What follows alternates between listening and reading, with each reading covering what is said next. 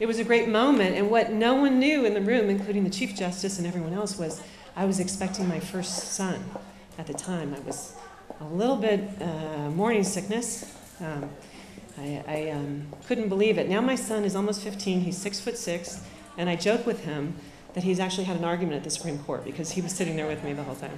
So he was kicking away, and I was watching a terrific legal argument unfold that I can happily tell you we ended up winning 9-0.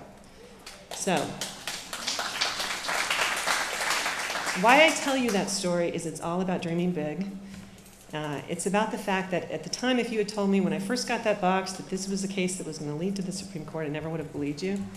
But I think you have to believe that infinite things can happen if you really apply your best energies to them. So it was a terrific start for me in public service, and it's sort of how I fell in love with public service and could see all the magic that can happen from that.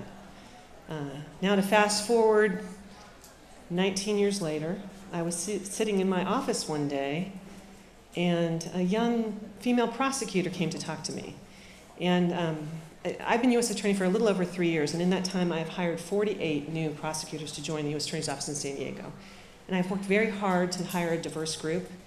I'm proud to say that half of them are women.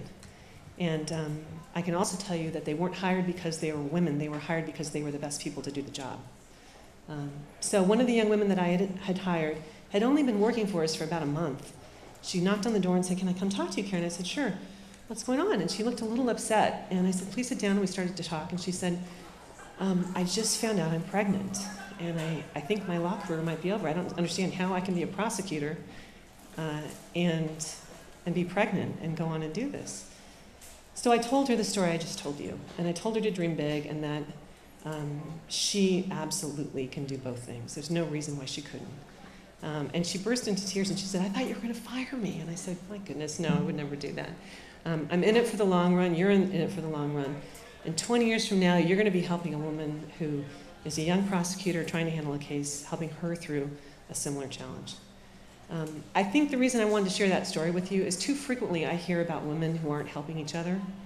I think sometimes we look to men and maybe play the blame game, that we don't have all the opportunities that we're due.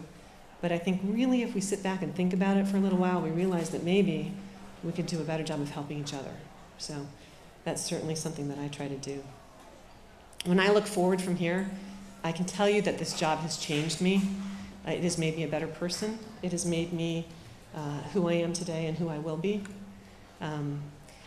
One of the things when I became U.S. Attorney that I had no idea that I'd be in charge of, in addition to all the other cases I talked about, all the prosecutions, the trials, everything we have going every day, all the great successes we have, the work I've done in Washington, all the policy work, the unprecedented successes we've had. What I didn't know is one of my job requirements would be to go to funerals. And in the 3 years that I've been U.S. Attorney, I have gone to 12 funerals. And the reason I can tell you that is there are experiences that you never forget. Those are all funerals of officers who died. 2 were murdered in the line of duty. The rest died of natural causes or other auto accidents and other things.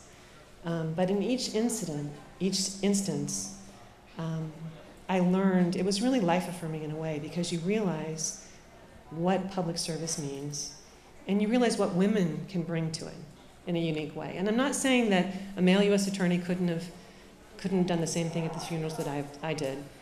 But I can tell you that I held a widow's hand whose husband had been murdered, and I told her that we would help. And I think it made a difference to her. I know that when I see her when she comes to court now, she hugs me. And I don't know if she would do that with a male U.S. attorney or not. She probably would. But I think it can make a difference, that women bring something unique to the process that helps, that has a unique perspective, and that can make a difference. So if you haven't gotten the message yet, I'm really urging you to consider public service. You know, it's never too late. People in their 50s and 60s join the Peace Corps. So it's really never too late to consider. And if you feel like you're at a point in your career where you think, you know, public service is not for me, I'm working for Sony and I'm doing great. Consider volunteering. My mom is a volunteer. She reads to kids. You know, anything you can do can make a difference. So if you haven't considered volunteering, think about it now. Once a month, it's not that much to offer, but really it is a form of public service, and I think it can make a big difference. So from where I stand, if you were to volunteer, To me, that would be your way of saying that you're supporting all public service. The other two things that I can leave with you that have really made a mark on me that were advice when I was a brand new lawyer, someone told me, and I think it really is valuable advice, wherever you are in life. The first is read. Read all the time. Maybe you've gotten away from reading, or your reading occurs when you're in the checkout line at the grocery store, or whenever you can fit it in. I can tell you that reading improves you. It changes you. It opens doors that you hadn't thought about. Challenge yourself in reading. If you don't have a book group, join a book group, make a book group. I've been in my book group for 10 years, and they're a talented group of women, and we challenge each other all the time. I think that anyone can read, and it can make a difference. So that's my first piece of advice. And the last piece of advice is to travel. I know that most of you probably do travel. I encourage everyone to travel. And in fact, I can tell you that when I speak to law enforcement officers, I always give them that advice too, to read and to travel. And I've heard some young, 20-something Border Patrol agents say to me, Ms. Hewitt, I can't afford to travel. I make $22,000 a year. I can't go anywhere. And I say, well, you know what? Then take an afternoon and go down to Little Italy and pretend that you're in Italy. Whatever it takes to see the world from a different perspective. Drive to Julian for the day. Or hop on the train and go up to LA for the day and come back the same day. It's a wonderful adventure. And what you realize when you travel is the thing that you all know to be true, that we live in truly the finest city in America, that our community is unlike any in the world. And I think we don't appreciate it enough unless we travel away from it to come back to it, to see it all new for the first time. So as you can tell, it is really my honor and privilege to do this job. And as I've traveled around the country representing this district as U.S. Attorney, every time I land, we come in the approach at Lindbergh, all I can think, and I'm seeing nodding, you're thinking the same thing, I think, I am so glad to be home.